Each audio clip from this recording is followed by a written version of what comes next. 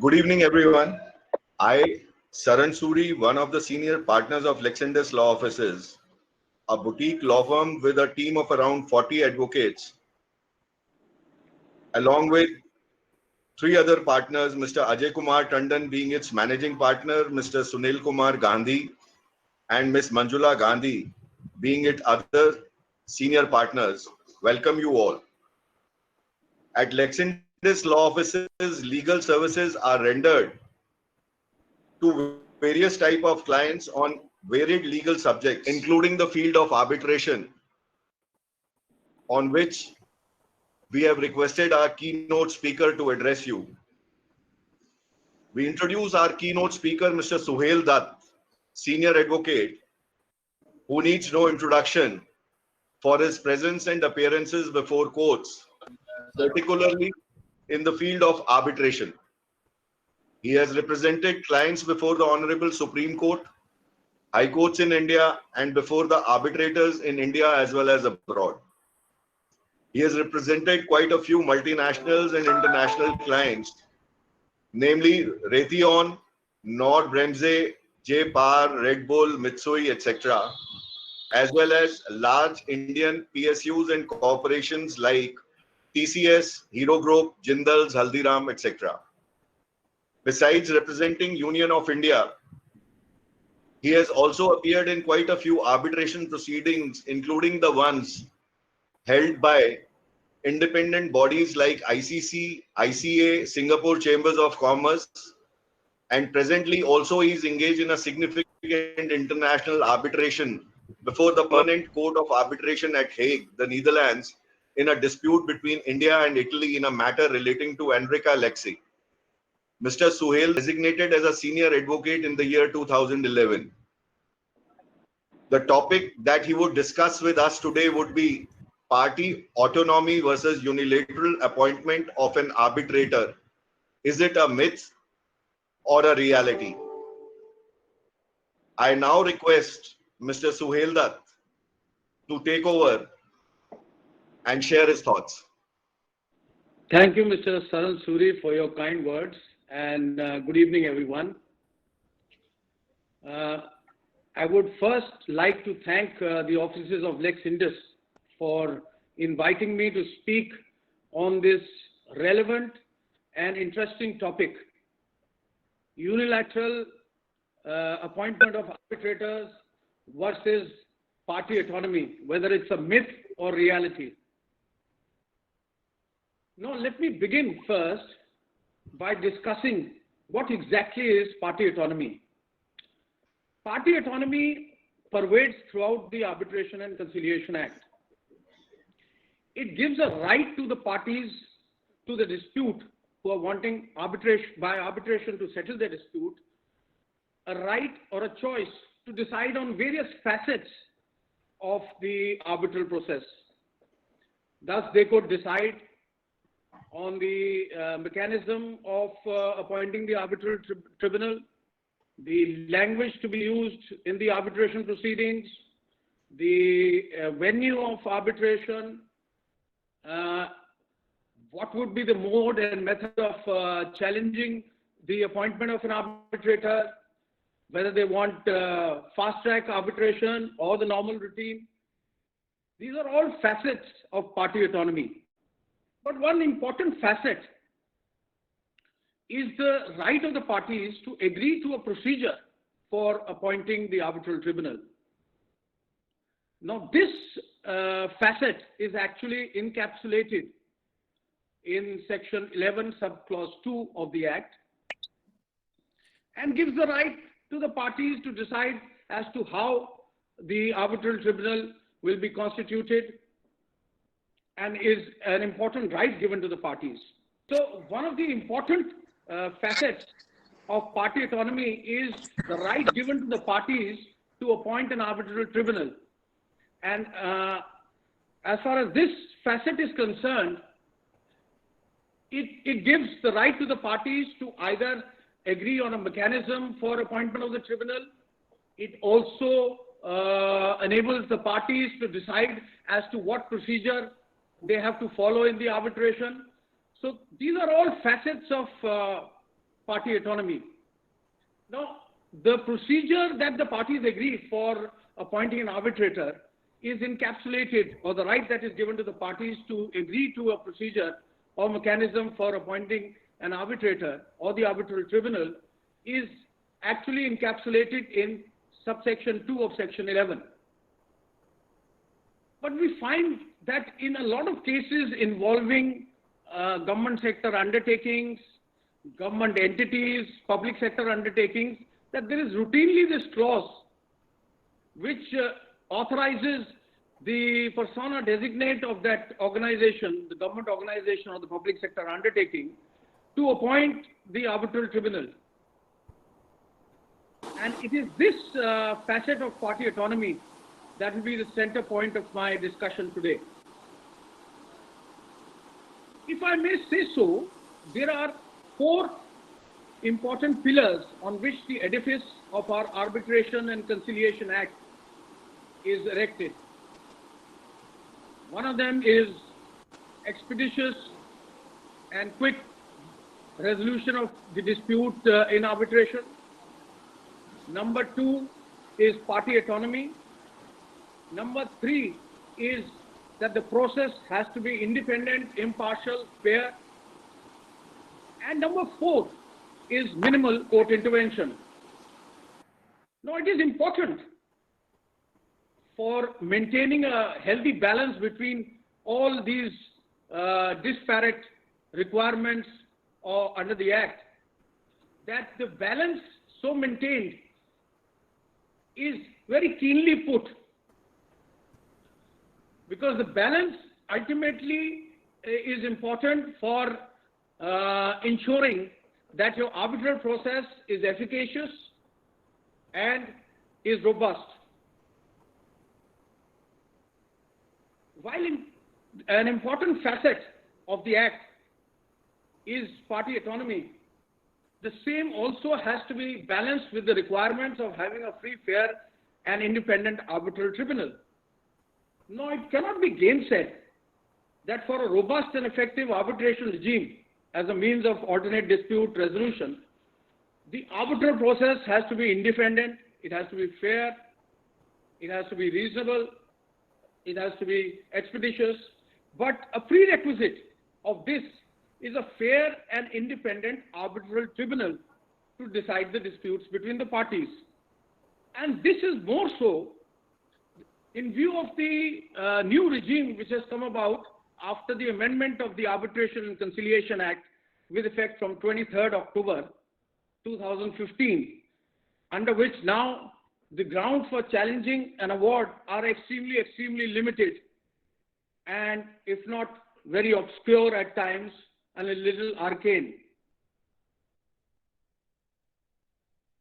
In the above premise, therefore, it is very important that the parties to the arbitration have a level playing field as far as appointment of the arbitral tribunal is concerned.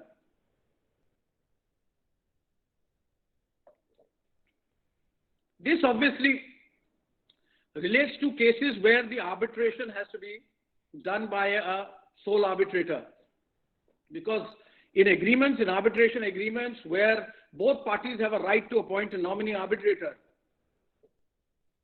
the advantage that one party may gain by appointing its arbitrator is offset and negated by the other party also appointing its own nominee arbitrator. Now, before I discuss the paradigm shift that has occurred in law in the context of unilateral appointment of arbitrator by one of the parties to the dispute, let me chart out for you briefly the position of law obtaining pre-amendment, that is before 23rd October 2015. The position as far as unilateral appointment of arbitrators was concerned was very clear and categorical. The courts lent very heavily in favor of party autonomy and in favor of upholding the procedure that was prescribed under the arbitration agreement for appointing the arbitral tribunal, irrespective of the fact whether one of the parties itself had appointed the arbitrator. So, in other words, even if one of the parties to the dispute, which had an interest in the outcome, appointed an arbitrator, either it could be an ex-employee or even a serving employee, even then the courts upheld such mechanism and gave effect to it. The only limited exceptions being that the party who had been nominated by the persona designate of the institution should not be the one that was in charge or in control of the contract, or his direct subordinate. Only in such exceptional circumstances, or where cogent material could be established on record to show any bias or lack of impartiality of the arbitrator, that the courts would intervene. A free rein was given to party autonomy in respect of the appointment of the arbitral tribunal, even if it meant unilateral appointment of arbitrator by one of the parties to the dispute. The Supreme Court in various decisions also held that the cause of action for the court would arise only after either the party who had the right to appoint failed to do so within a reasonable time, or the institution which had been given this task failed to act within reasonable time. It is only then that the cause of action for the court to actually step in arose. But even in those cases, the court said that the first endeavor and a serious endeavor should be made to subscribe to the terms of the contract. And it is only in cases, as I pointed out earlier, where there is cogent material, which was always difficult to find and establish, of the partiality of the arbitrator or the likelihood of bias, that the norm would be digressed from.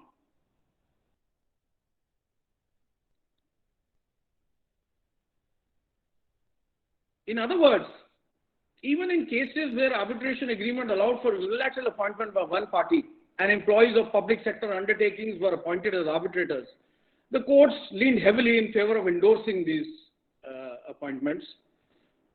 A case in point is of Indian Oil Corporation Limited versus Raja Transport Private Limited, 2009 8 SCC 520, where the arbitrator appointed by the Managing Director of Indian Oil Corporation in exercise of his powers under the agreement was challenged.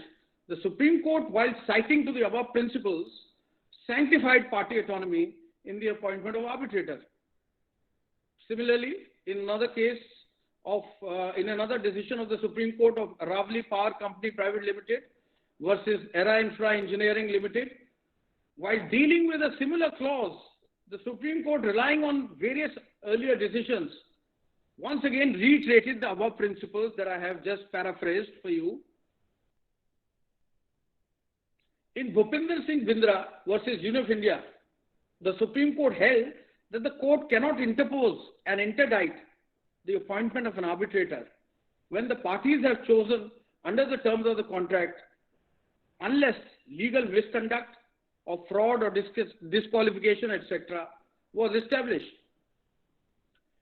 In the case of Pradeep Oil Corporation versus Northern Railway, the Delhi High Court held that when parties with open eyes agree to a certain mechanism, and even if it led to one of the employees being appointed as an arbitrator, the court will not countenance any challenge to such an appointment.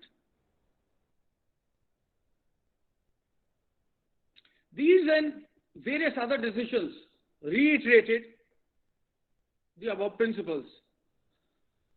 So party autonomy and giving full effect to the contract, even if it meant one of the parties appointing an arbitrator, was given full effect to, and digression therefrom was a rare exception. Further, under the unamended Section 12 read with Section 13, any challenge by a party to the impartiality of the arbitrator or his bias had to be made in the first instance before the arbitrator himself or the arbitral tribunal. In the event the same was rejected, then the party had to await the final award and only then could renew its objections under Section 34 of the Act. Therefore, for all intents and purposes, the procedure agreed to by the parties, even involving unilateral appointment, was sacrosanct and supreme. However, with the increase of international arbitrations and arbitrations involving foreign companies, Law Commission, as a precursor to the amendment, in its 246th report, observed that this precedence given to party autonomy was actually denigrating from the sanctity required for maintaining the impartiality and independence of the arbitral tribunal, as well as sanctity of the process, including efficacy and robustness of the process, of the arbitral process.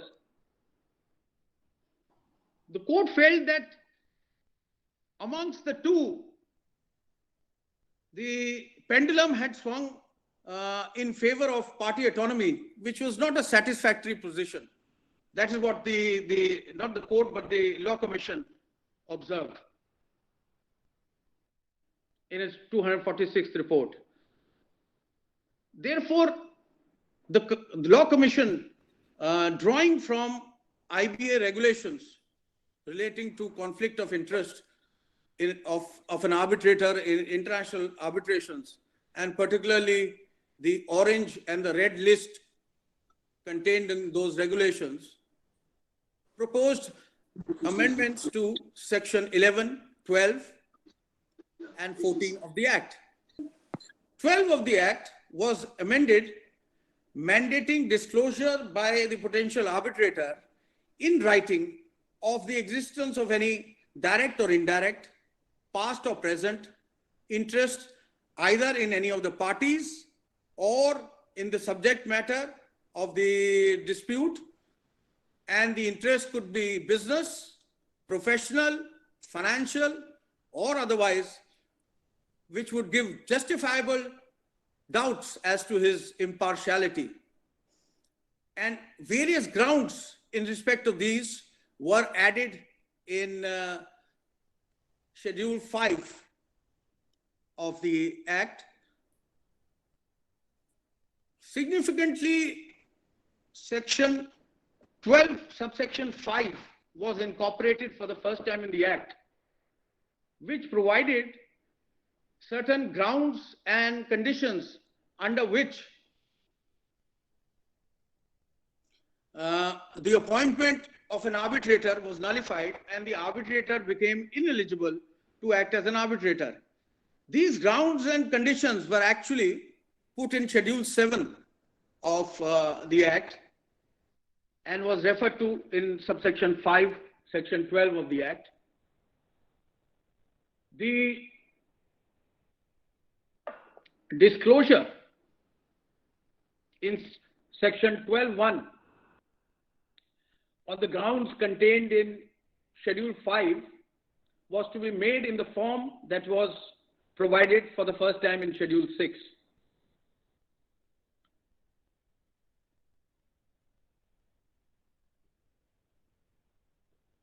Now, in HRD Corporation versus Gale, the Supreme Court pointed out that the amendment to Section 12 had created a dichotomy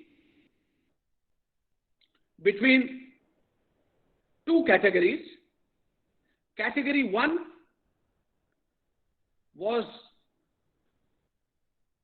Category 1 contained grounds in respect of which if an arbitrator met any of those grounds, then justifiable doubts would arise as to his independence and impartiality.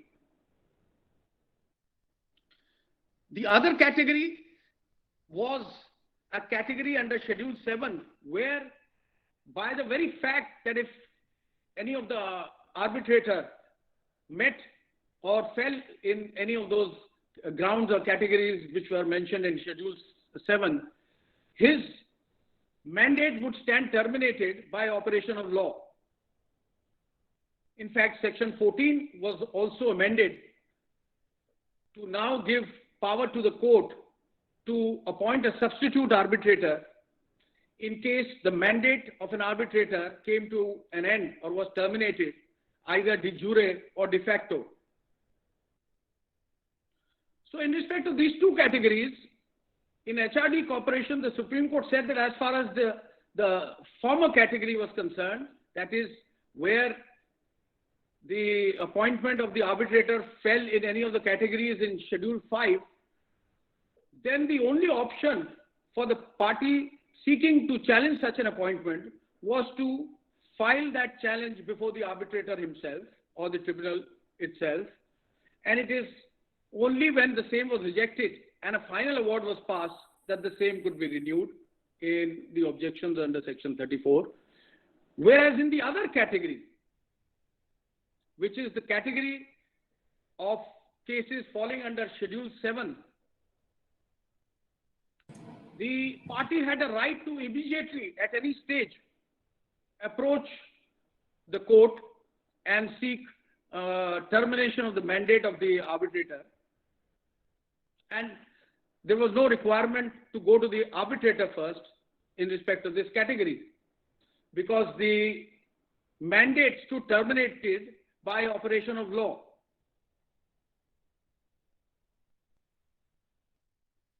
Now, the first crack in the seemingly impregnable citadel of party autonomy apropos unilateral appointment of arbitrators or the arbitral tribunal by one of the parties to the dispute was made by the Honorable Supreme Court in the case of TRF Limited versus Energo Engineering Projects Limited, 2017 8 SCC 377.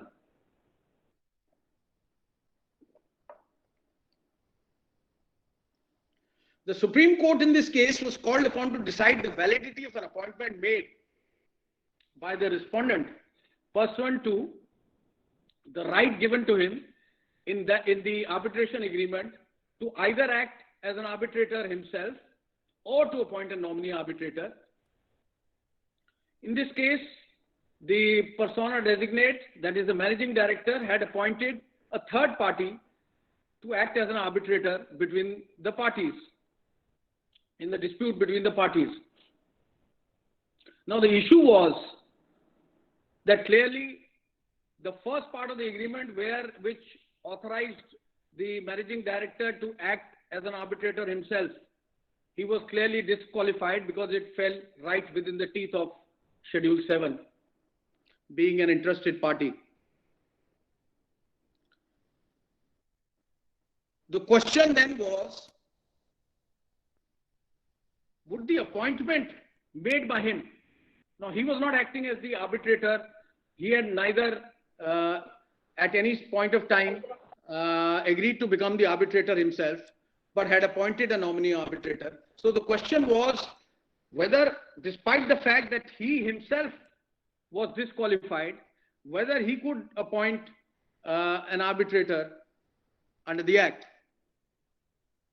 The Supreme Court held that once the arbitrator himself is ineligible, then any nomination made by him would also be ineligible. In fact, the Supreme Court observed in this regard that where the infrastructure falls, then the superstructure is also bound to collapse. So when the arbitrator himself was statutorily ineligible, he could not appoint a nominee arbitrator. Thus, the concept of party autonomy apropos unilateral appointment of an arbitrator by one of the parties to the dispute was whittled down by the Supreme Court in this judgment.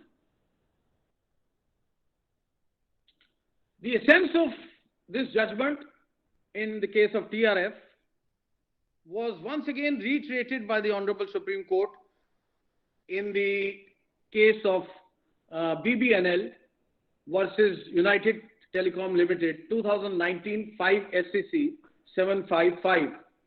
In this case, again, a similar clause enabling the CMD of Bharat Broadband Network Limited, that is BBNL, to either act as an arbitrator himself or to appoint an arbitrator was in question. In this case as well, the managing director had appointed a nominee arbitrator, but a petition was filed under Section 14 seeking a declaration that his mandate came to an end in view of the amendment in the law. And interestingly, this petition was filed by BBNL itself.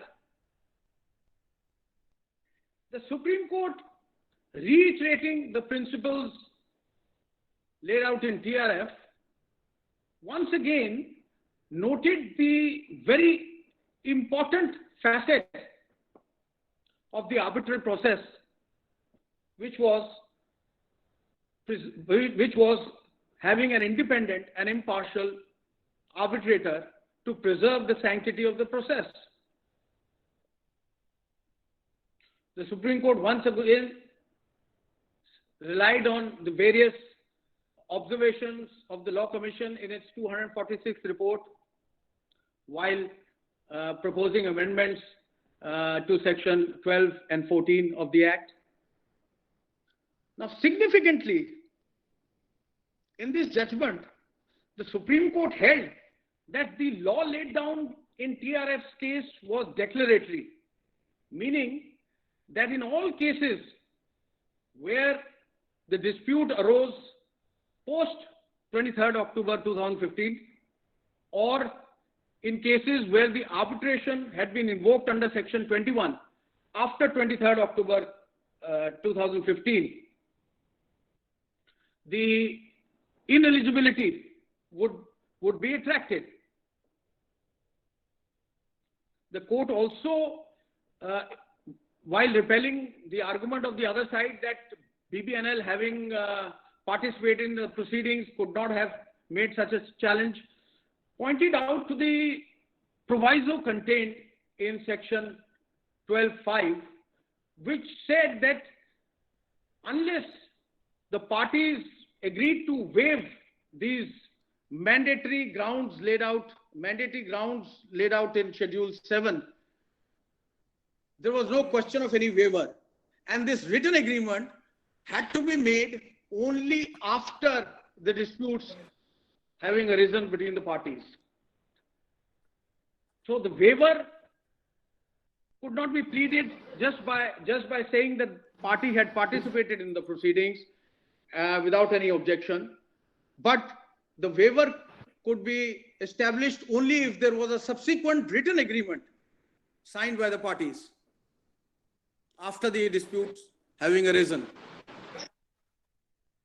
Otherwise, by operation of law, both the nominee as well as the party itself was ineligible, or the persona designate itself was ineligible to act as an arbitrator in the case. Now, the final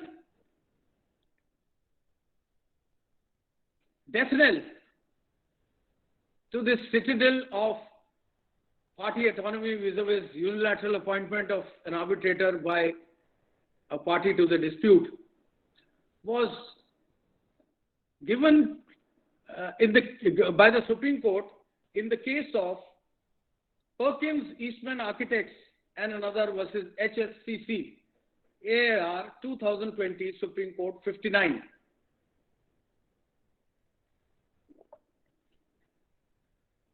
Now, in this case, the court said that there could be two categories of cases In the first category, which was the category in which the cases of TRF and BBNL fell, is a category where the arbitration agreement actually entitles a persona designate to either act as an arbitrator himself or, in the alternate, to appoint a nominee arbitrator.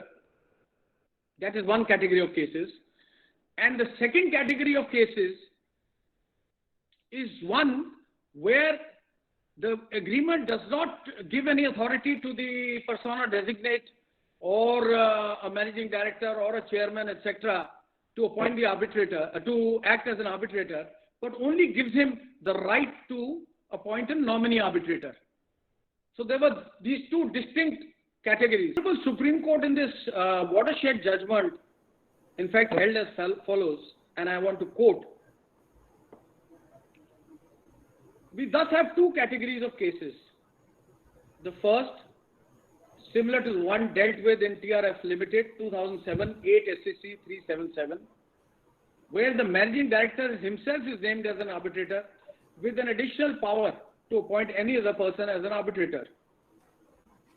In the second category, the managing director is not to act as an arbitrator himself, but is empowered and authorized to appoint any other person of his choice and discretion as an arbitrator.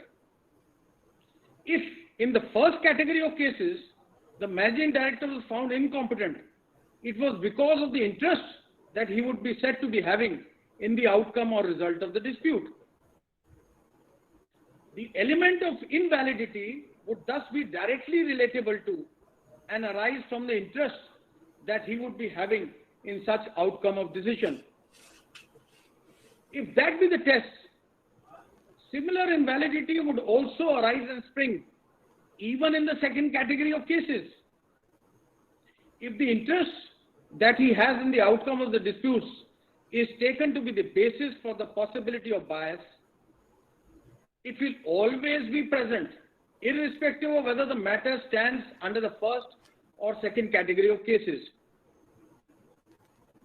We are conscious if such deduction is drawn from the decision of this court in TRF Limited, all cases having clauses similar to that with which we are presently concerned, a party to the agreement would be disentitled to make any appointment of an arbitrator on its own, and it would always be available to argue that a party or an official or an authority having interest in the dispute would be disentitled to make appointment of an arbitrator. But in our view, that has to be the logical deduction from TRF Limited. End of quote. The Supreme Court further held, and I quote again, but in a case where only one party has a right to appoint a sole arbitrator, its choice will always have an element of exclusivity in determining or charting the course for dispute resolution. Naturally, the person who has an interest in the outcome or decision of the dispute must not have the power to appoint a sole arbitrator.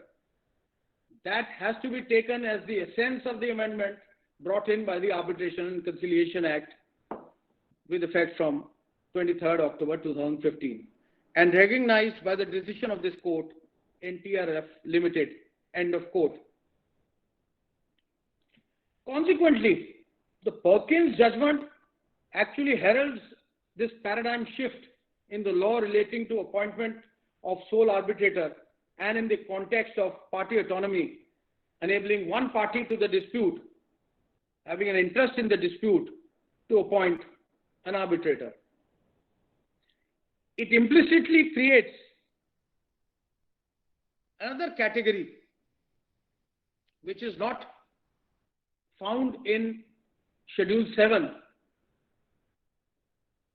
and in that respect enlarges the scope of Schedule 7, because even if a party to the dispute under the terms of the agreement where he has been so authorized appoints an arbitrator who is totally independent and may not fall strictly within the grounds contained in Schedule 7, even then, by operation of law as per this judgment, his appointment would be invalidated or would be null and void.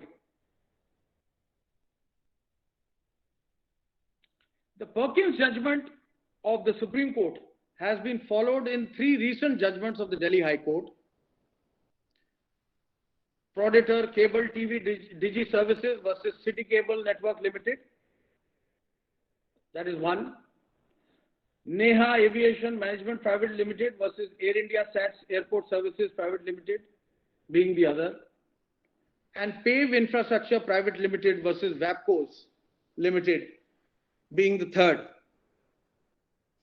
In all these 3 judgments, the Delhi High Court, following the ratio of Perkins, invalidated the appointment of an arbitrator who had been appointed by one of the parties to the contract.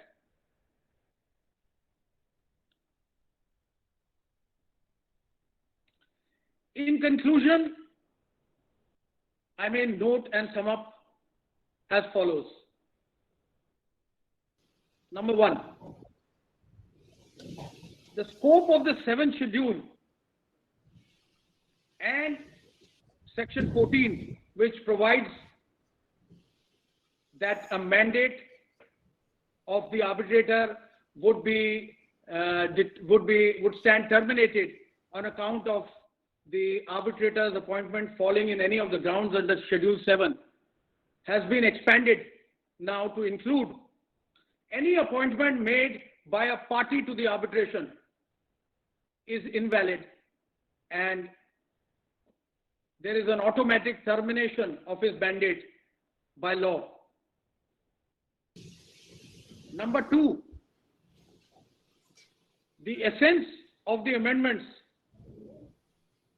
have now been invoked and interpreted to mean that a party to the dispute who has an interest in the matter cannot appoint any arbitrator, and any appointment by him is clearly nullified. Number 3, the concept of party autonomy, which was supreme and sacrosanct in the previous regime, pre-amendment, has now been totally done away with by the judgments of the Honorable Supreme Court interpreting the various provisions, particularly Section 12 and Section 14 of the Act. Lastly, while party autonomy in general is still supreme, party autonomy in respect of the procedure for appointing the arbitral tribunal is now subject to the conditions as set out in Schedule 5 and Schedule 7 of the amended Act. Party autonomy in respect of permitting one of the parties to the dispute to appoint an arbitrator has been totally negated and eroded. This, I believe, is a welcome development which will enhance the confidence of parties in the independence and impartiality of the arbitral process and give a fillip to arbitrations in India, particularly those relating to public sector undertakings and government entities. With this, I end my talk for today, and I want to thank Lex Indis offices once again for giving me this opportunity, and I would also like to thank everyone who has come online and participated in this talk. Thank you so much.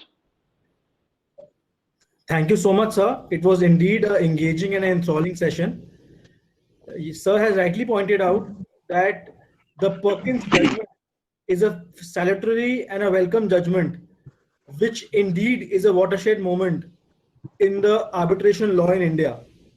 Sir has also rightly pointed out that the scope of the 5th and the 7th schedule has been enlarged to include a unilateral appointment of an arbitrator, and thereby party autonomy as a concept has been compromised. Now I request my colleagues to put the questions of the audience to Sir for him to answer those questions. Over to my colleagues. Thank you so much, Namit. The session was really enlightening, sir. This is Roshan. The first question is, can a party to the arbitration, after initiation of arbitration and submission of his claim or defense, file an additional pleading challenging the unilateral appointment of presiding arbitrator? Now, as far as this question is concerned, if there is a presiding arbitrator, then in my view, the position would be different, because that would postulate that there is an arbitration agreement where both parties have appointed an arbitrator and the two then have appointed a presiding arbitrator. So there the position will be different, because there this salutary judgment cannot really be pressed into service. This judgment of Perkins and the other judgments actually relate to unilateral appointments of a sole arbitrator. Because as I said earlier in the beginning of my talk, that as far as clauses where both parties have a right to appoint an arbitrator, you cannot say that one party by appointing his nominee has gained any advantage, because any advantage is offset and negated by the appointment of a nominee arbitrator by the other party. So in this fact situation where there is a presiding arbitrator, unless you can make out a case under Schedule 5 or the presiding arbitrator, you can make out a case under Schedule 7. That is, that the presiding arbitrator has falls into any of those grounds laid out in those schedules. Only in that situation can you challenge. Otherwise, if it is the appointment is as per the contract where each party appoints its nominee arbitrator and they appoint a third presiding arbitrator who does not fall into any of these categories, either Schedule 7 or Schedule 5, then you can really not challenge the appointment of the presiding arbitrator. But as I said, if you want to challenge, if he falls in any of those categories, if he falls in Schedule 5, then you have to approach the arbitrator in the first instance. And if he falls in Schedule 7, then obviously there'll be an automatic termination of his mandate, and you can always challenge it. All right, sir.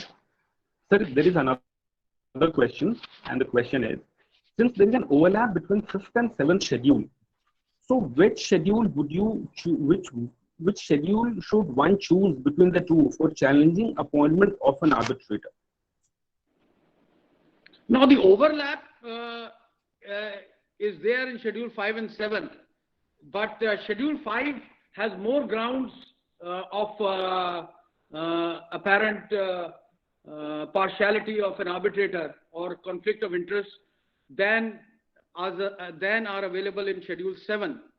So as far as the procedure is concerned, you can first move, if the appointment is falling in any of the categories in Schedule 5, you can first move the arbitrator himself seeking termination of his mandate or challenging his appointment. And in case it is held against you, then you can renew those objections in the Section 34 petition. But in case the appointment falls in any of the categories in Schedule 7, then there is an automatic de jure termination of his mandate by operation of law. But obviously, that will be determined by court, because in that situation where his appointment is falling in any of the categories under Schedule 7, you can straight away approach the court under Section 14. And you don't need to file any challenge before the arbitrator. And if the court agrees that his appointment falls in any of those grounds or conditions laid out in Schedule 7, then it is by operation of law that his mandate stands terminated.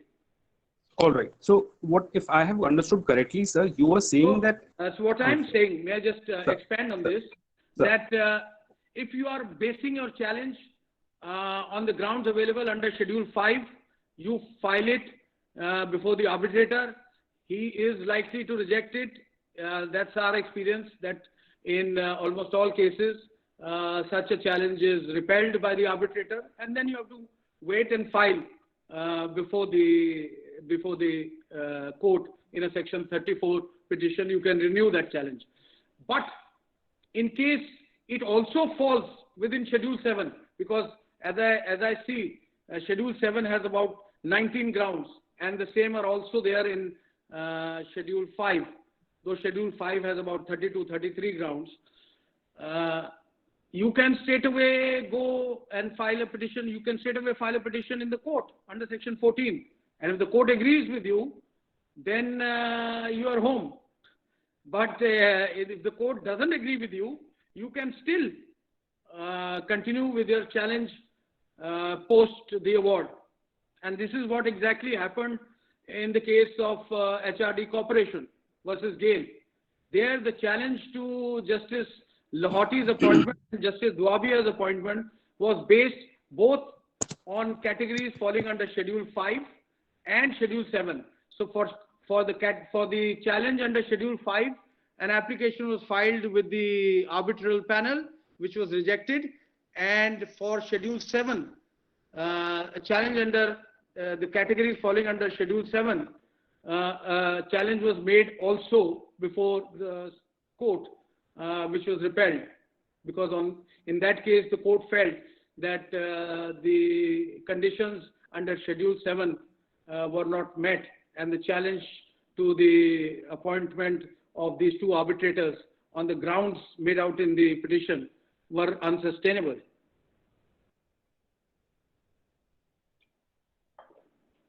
So there is as HRD says, there is a dichotomy. There is also a scope for two bites at the cherry, as I would say. So you can file immediately under Section 14 if it falls within Schedule 7. And at the same time, you can also file an application before the arbitrator invoking Schedule 5. All right. Thank you, sir. If you may permit, I'll take a couple of quick questions more. Yes. Now, the next question is, following TRF and Perkins' judgment of the Honorable Supreme Court, coupled with recent judgment of the Delhi High Court, appointment of a sole arbitrator has been challenged under 3 heads. Now, and in these are the cases where appointment of the sole arbitrator was done by CMD of the PSUs based on contract clause. Now, there are 3 cases wherein the appointment was done by the CMD in terms of the contract clause and keeping in view the judgment of Perkins and TRF. Now, the 3 cases are: first is when arguments are complete by the parties, an award is to be announced. So this is one. What will be the applicability of the arbitrator in terms of those judgments? This is one. I repeat, when arguments are complete by the parties, an award is to be pronounced. Second is when cross-examination of witness is complete, and so is argument of the claimant. And third, pleadings are complete, issues are framed, and affidavit of witness has also been filed. So what will be the status, sir, in terms of the Supreme Court judgments? Now, as far as the law that has been declared in Perkins' judgment, the arbitrator appointed by one of the persona designate under the contract is clearly invalidated in view of this judgment. And therefore, by operation of law, his mandate stands terminated. Now, the answer to this would lie in the judgment of BBNL itself, because there the court said that once the appointment falls foul of any of the provisions in any of the grounds in Schedule 7, or in this case, because of the fact that party to the dispute has appointed an arbitrator, it is nullified, then it is irrelevant whether it is at the stage of pronouncement of award, it is at the stage of evidence, recording of evidence, or it is at a preliminary stage, because the determination of his mandate is by operation of law. Once his mandate, his appointment itself is null and void, everything he does, all proceedings that he takes are all washed away, are all null and void, are all invalidated. But an important rider that has been given in the judgment of BBNL is that this declaratory law that a party to the dispute cannot appoint an arbitrator or cannot nominate an arbitrator to decide the dispute between the parties would be applicable only in respect of arbitrations that have been commenced under Section 21 after 23rd October 2015. So irrespective of whether your contract was prior thereto or your arbitration agreement was prior thereto, it doesn't matter. As long as your arbitration has been invoked on or after 23rd October, the appointment is invalidated. So in each of these three cases, the appointment would be invalid and a challenge can be made under Section 14. All right, sir. Also, you can seek fresh appointment of an arbitrator. All right, sir. There's one more question. Is it the discretion of the arbitrator to decide or not about his presence if the request is made to decide as a preliminary issue before going into the merits of the case? If the challenge is made to the appointment of the arbitrator on the grounds of bias under Schedule 5 or any of the grounds under Schedule 5, then it is imperative that the arbitrator decides the challenge in the first instance itself, because if he accepts, then the whole proceedings go. But if he rejects, then at least the party knows whether what is the fate of his challenge. So it should be decided at the outset. Very well.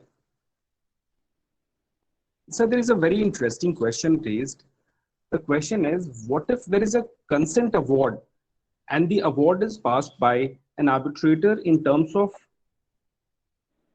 in the teeth of law laid down by Perkins, but that's a consent award. Can that be challenged? This is an interesting question. It's really an uncharted territory. But in my view, the challenge may not be successful because the award having been made, it would be executable as a decree, and a decree can be set aside only on grounds such as fraud, misrepresentation, etc. Well, there is also an argument that could be made in favor of the challenge, and that is that unless under clause 5 of Section 12, unless there is a written agreement of waiver, the nullification of the appointment is by operation of law. So that can be a possible argument, but this is still, I think, a moot question because it's an uncharted territory. But in my view, once the parties have already signed a consent award and which has become executable as a decree, then the challenge, I don't think, can be made on the ground that the arbitrator lacks jurisdiction.